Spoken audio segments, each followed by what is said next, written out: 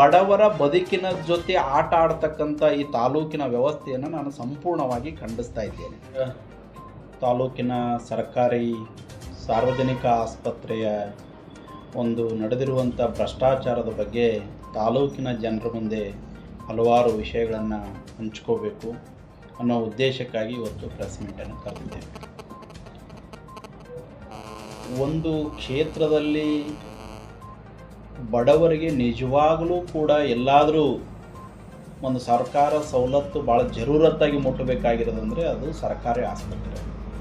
ಸರ್ಕಾರಿ ಆಸ್ಪತ್ರೆಗೆ ಯಾರು ಬರ್ತಾರೆ? ಯಾರು ನಿರ್ಗತಿಕರಿರ್ತಾರೆ, ಯಾರು ಬಡವರು ಇರ್ತಾರೆ, ಯಾರು ತಮ್ಮ ಜೀವನವನ್ನು ದುಡ್ಡು ಕೊಟ್ಟು ರಕ್ಷಣೆ ಮಾಡ್ಕೊಳ್ಳೋಕ್ಕಾಗಲಾರ್ದಂಥವ್ರು, ದುಡ್ಡಿಲ್ಲ ಇಲ್ಲಿ ನಮಗೆ ಸರ್ಕಾರದಿಂದ ಒಂದು ಆರೋಗ್ಯಕ್ಕೆ ಇದು ಸಿಗ್ತದೆ ಅನ್ನೋ ಕಾರಣಕ್ಕಾಗಿ, ಟ್ರೀಟ್ಮೆಂಟನ್ನು ಸಿಗ್ತದೆ ಅನ್ನೋ ಕಾರಣಕ್ಕಾಗಿ ಬಡವರು ಸರ್ಕಾರಿ ಆಸ್ಪತ್ರೆಗಳಿಗೆ ಬರ್ತಾಯಿದ್ರು. ಆ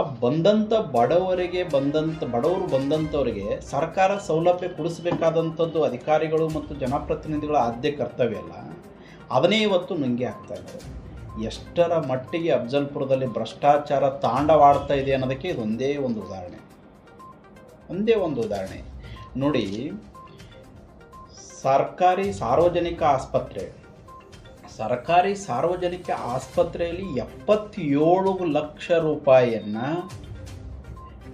ಬಂದಂಥ ರೋಗಿಗಳಿಗೆ ನಾವು ಸಿದ್ಧಪಡಿಸಿದ ಪಥ್ಯಾಹಾರ ಊಟ ಕೊಟ್ಟಿವಿ ಅಂಥೇಳಿ ಸುಮಾರು 15 ತಿಂಗಳಲ್ಲಿ 77 ಲಕ್ಷ ರೂಪಾಯಿ ಬಿಲ್ಲನ್ನು ಎತ್ತಾಕಿದ್ದಾರೆ.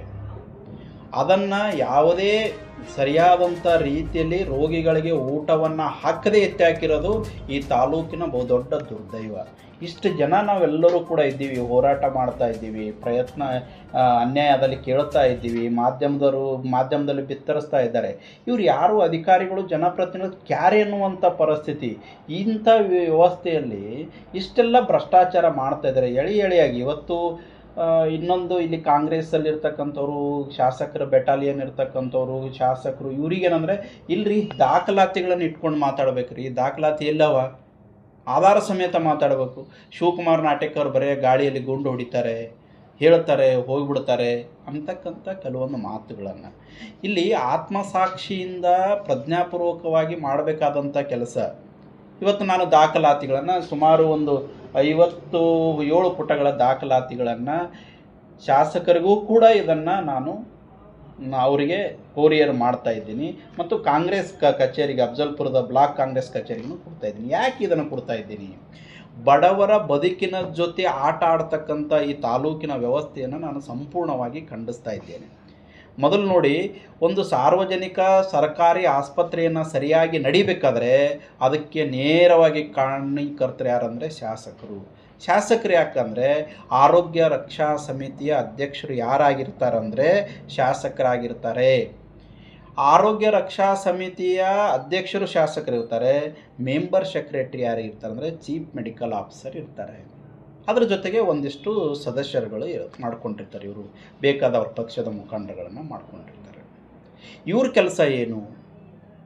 3 ತಿಂಗಳಿಗೆ ಒಂದು ಸಾರಿ ಸಭೆಯನ್ನು ಮಾಡಿ ಆಸ್ಪತ್ರೆ ಚೆನ್ನಾಗಿ ನಡೆದಿಲ್ಲ, ಡಾಕ್ಟರ್ಗಳು ಬರ್ತಾ ಇದ್ದಾರೋ ಇಲ್ಲೋ, ಬಂದಂಥ ಪೇಷಂಟ್ಗಳಿಗೆ ಸರಿಯಾಗಿ ಟ್ರೀಟ್ಮೆಂಟ್ ಮಾಡ್ತಾ ಇದ್ದಾರೋ ಇಲ್ಲೋ, ಅದರ ಜೊತೆಗೆ ಔಷಧಿಗಳನ್ನು ಅವ್ರಿಗೆ ಸಿಗ್ತಾ ಇವೆಯಲ್ಲ, ಸ್ವಚ್ಛತೆ ಇದೆ ಇಲ್ವೋ, ಅಲ್ಲಿ ಏನೇನು ಮೂಲಭೂತವಾದಂಥ ಸಮಸ್ಯೆಗಳಿವೆಯಲ್ಲ ಆ ಸಮಸ್ಯೆಗಳಿಗೆ ಎಲ್ಲವಕ್ಕೂ ಕೂಡ ಪರಿಹಾರನ ಒದಗಿಸಲಿಕ್ಕೆ 3 ತಿಂಗಳಿಗೊಮ್ಮೆ ಕಡ್ಡಾಯವಾಗಿ ಇವರು ಸಭೆಯನ್ನು ಮಾಡಬೇಕಾಗಿರೋದು ಜವಾಬ್ದಾರಿ ಶಾಸಕರದು ಮತ್ತು ಆ ಆರೋಗ್ಯ ರಕ್ಷಾ ಸಮಿತಿದು.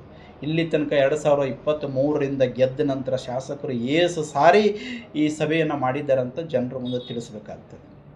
1-2 ಸಾರಿ ಮಾಡಿರ್ಬೋದು, ಅದು ಕಾಟಾಚಾರಕ್ಕೆ ಅಲ್ಲೇ ರೂಮಲ್ಲಿ ಕೂತ್ಕೊಂಡು ಆ ಒಂದು ರಕ್ಷಾ ಸಮಿತಿ ಆರೋಗ್ಯ ರಕ್ಷಾ ಸಮಿತಿಯ ಸಭೆಗೆ ಮಾಧ್ಯಮದವರನ್ನು, ಸಾರ್ವಜನಿಕರನ್ನ, ಅಲ್ಲಿರ್ತಕ್ಕಂಥ ರೋಗಿಗಳನ್ನ ಸಾರ್ವಜನಿಕರನ್ನು ಕರೆಸಿ ಮಾತನಾಡಿದಾಗೆ ಸಮಸ್ಯೆಗಳು ಏನಂತ ಗೊತ್ತಾಗೋದು. ಇವೆಲ್ಲ ಯಾಕೆ ಹಿಡನ್ನಾಗಿ ಇಡ್ತಾರಂದರೆ ಸರ್ಕಾರದಿಂದ ಬಂದಂಥ ಅನುದಾನಗಳೇನಿದೆಯಲ್ಲ, ಈಗ ಲೂಟಿ ಮಾಡಿದಾರಲ್ಲ, 77 ಲಕ್ಷ ರೂಪಾಯಿ ಎತ್ತಾಕಿದಾರಲ್ಲ, ಅದರ ಬಗ್ಗೆ ಇವರಿಗೆಲ್ಲವನ್ನು ಕೂಡ ಅಲ್ಲಿ ಬರ್ತಕ್ಕಂಥ ಸರ್ಕಾರದ ಸವಲತ್ತುಗಳನ್ನು ಸಲುವಾಗಿನೇ ಇವರು ಮೀಟಿಂಗ್ಗಳನ್ನು ಮಾಡಲ್ಲ. ಏನಾಗಿದೆ? ತಾಲೂಕಿನ ಸಮಿತಿಯ ಅಧ್ಯಕ್ಷರ ಗಮನಕ್ಕಿಲ್ಲದೆ ಏನೂ ಕೂಡ ನಡೀಲಿಕ್ಕೆ, ಇಷ್ಟು ದೊಡ್ಡ ಮಟ್ಟದ ನಡೀಲಿಕ್ಕೆ ಅದು ಸಾಧ್ಯ ಇಲ್ಲ. ಇನ್ನೊಂದು ಕಡೆಗೆ ಏನು ಮಾಡಿದ್ದಾರೆ ಅಂದರೆ ಯಾವುದೇ ಒಂದು ಹಿಂದಿನ ವರ್ಷದ ಬಿಲ್ ಬರಬೇಕಾದ್ರೆ ಅಂದರೆ ಬಿಲ್ ಮಾಡಬೇಕಾದ್ರೆ ಕರ್ನಾಟಕ ಆರ್ಥಿಕ ಸಂಹಿತೆ ನಿಯಮ 2021 ನೋಟ್ 1 ಉಲ್ಲಂಘನೆ ಮಾಡಿದ್ದಾರೆ. ಅಂದರೆ ಏನಂತಾರೆ ಅದಕ್ಕೆ, ವಿಳಂಬ ವಿನಾಯಿತಿ, ಡಿಲೇ ಕಂಡೋನೇಷನ್ ಅಂತೇಳಿ. ನಾವು ಹಿಂದಿನ ಬಿಲ್ ಈಗ ಮಾಡಬೇಕಾದ್ರೆ ಪರ್ಮಿಷನ್ ತೊಗೋಬೇಕಾಗ್ತದೆ. ಯಾರ್ದಂದರೆ ಸರ್ಕಾರ ರೂಲ್ ಏನಿದೆ ಅಂದರೆ 3,000ಕ್ಕಿಂತ ಹೆಚ್ಚಿಗಿದ್ದನ್ನು ಯಾವದಕ್ಕೆ ಸ್ಟೇಟಿಗೆ ಹೋಗಿ ಅಲ್ಲಿ ಪ್ರಿನ್ಸಿಪಲ್ ಸೆಕ್ರೆಟರಿ ಸಂಬಂಧಪಟ್ಟ ಇಲಾಖೆಯಿಂದ ಫೈನಾನ್ಸ್ ಡಿಪಾರ್ಟ್ಮೆಂಟ್ದಿಂದ ಇವರು ಪರ್ಮಿಷನ್ ತೊಗೋಬೇಕು. ಏನಂತ, ನಮಗೆ ವಿನಾಯಿತಿ ಕೊಡ್ರಿ ಅಂದ್ರೆ, ನಾವು ಬಿಲ್ ಡಿಲೇ ಆಗಿದ್ದಕ್ಕೆ ನಮ್ಗೆ ವಿನಾಯಿತಿ ಕೊಡಬೇಕಾದ್ರೆ ಸರ್ಕಾರಕ್ಕೆ ಹೋಗ್ಬೇಕು, ಫೈನಾನ್ಸ್ ಡಿಪಾರ್ಟ್ಮೆಂಟ್ಗೆ. ಇಲ್ಲಿ ಇನ್ನೊಂದು ನಾಟಕ ಏನು ಮಾಡಿದ್ದಾರೆ ಅಂದರೆ, ಇವರು ಒಬ್ಬರು ಈ ಕಲಬುರಗಿ ವಿಭಾಗೀಯ ನಿರ್ದೇಶಕರು ಏನಿರ್ತಾರಲ್ಲ, ಅವರೇ ಇದಕ್ಕೆ ಏನು ಮಾಡಿದ್ದಾರೆ, ಪರ್ಮಿಷನ್ ಕೊಟ್ಟಿದ್ದಾರೆ. ಅವರೇ ಪರ್ಮಿಷನ್ ಕೊಟ್ಟಿದ್ದಾರೆ, ಕೊಡಲಿಕ್ಕೆ ಬರಲ್ಲ. ಕಲಬುರಗಿಯ ನಿರ್ದೇಶಕರು ಪರ್ಮಿಷನ್ ಕೊಡ್ಲಿಕ್ಕೆ ಬರಲ್ಲ, ಅವ್ರಿಗೆ ಅಧಿಕಾರನೇ ಇಲ್ಲ ಕೊಡ್ಲಿಕ್ಕೆ. ಅವರು ಈ ಡಾಕ್ಟರ್ ಶಂಕರಪ್ಪ ಮೈಲಾರಿ ಅನ್ನೋಂಥವ್ರು ಅವ್ರೇನು ಮಾಡ್ತಾರೆ, ಇದಕ್ಕೆ ಪರ್ಮಿಷನ್ ಕೊಡ್ತಾರೆ. ಯಾವುದಕ್ಕೆ, ವಿಳಂಬ ವಿನಾಯಿತಿಗೆ ಪರ್ಮಿಷನ್ನ ಕೊಡ್ತಾರೆ. ಇದ್ರ ಜೊತೆಗೆ ಇನ್ನೊಂದು ಏನು ಮಾಡಿದ್ದಾರೆ ಅಂದರೆ, ಇವರು ದಾಖಲಾತಿಗಳಲ್ಲಿ ಏನು ನಮೂದನೆ ಮಾಡ್ತಾರಲ್ಲ ಬಿಲ್ಗಳನ್ನು, ಹಿಂದಿದ್ದಂಥ ಅಧಿಕಾರಿಗಳನ್ನು 18 ತಿಂಗಳ 2 ವರ್ಷ ಇರ್ತಾರಲ್ಲ, ಯಾರೋ ಒಬ್ಬರು ಚೀಫ್ ಮೆಡಿಕಲ್ ಆಫೀಸರ್ ಆಗಿರ್ಬೋದು, ನರ್ಸ್ಗಳಾಗಿರ್ಬೋದು, ಅಲ್ಲಿ ಅಧೀಕ್ಷಕರಾಗಿರ್ಬೋದು, ಒಬ್ಬರು ಕೂಡ ಇದ್ರ ಮೇಲೆ ಸಹಿ ಮಾಡಿರಲ್ಲ. ಆದರೆ ಇನ್ನೊಬ್ಬ ಯಾರು ಇರ್ತಾನಂದರೆ, ಇನ್ನೊಬ್ಬನ ಹೆಸರು ರಫೀಕ್ ಅಂತ, ಅವರು ಮತ್ತು ಈ ಡಾಕ್ಟರ್ ಅಭಯ್ ಕುಮಾರ್ ಇಬ್ಬರು ಸೇರಿಕೊಂಡು ಆ ಪಥ್ಯಾಹಾರವನ್ನು ಏನು ಸಪ್ಲೈ ಮಾಡಿರ್ತಾನಲ್ಲ ಅವನು 15 ತಿಂಗಳಲ್ಲಿ, ಇವರು ಅಫ್ಜಲ್ಪುರದಲ್ಲಿ ಡ್ಯೂಟಿ ಮಾಡಿರಲ್ಲ. ಇವ್ರು ಯಾರೂ ಡ್ಯೂಟಿ ಮಾಡಿರಲ್ಲ. ಆ ಡ್ಯೂಟಿ ಮಾಡಿದವ್ರು ಯಾರೂ ಕೂಡ ಸಹಿ ಮಾಡಿಲ್ಲ. ಆದರೆ ಡ್ಯೂಟಿ ಮಾಡಿದವರು ಸಹಿ ಮಾಡಿಲ್ಲ, ಡ್ಯೂಟಿ ಮಾಡಲಾರ್ದವ್ರು ಬಂದು ಸಹಿ ಮಾಡಿದ್ದಾರೆ. ಇಲ್ಲೇ ಇಲ್ಲಿ ಭ್ರಷ್ಟಾಚಾರ ಆಗಿರೋಂಥದ್ದು. ಇನ್ನೊಂದು ಕಡೆಗೆ ಏನು ಮಾಡ್ತಾರೆ ಅಂದರೆ, ಸಂಖ್ಯೆ ಹಾಕಿದ್ದಾರೆ ನಾವು ಈ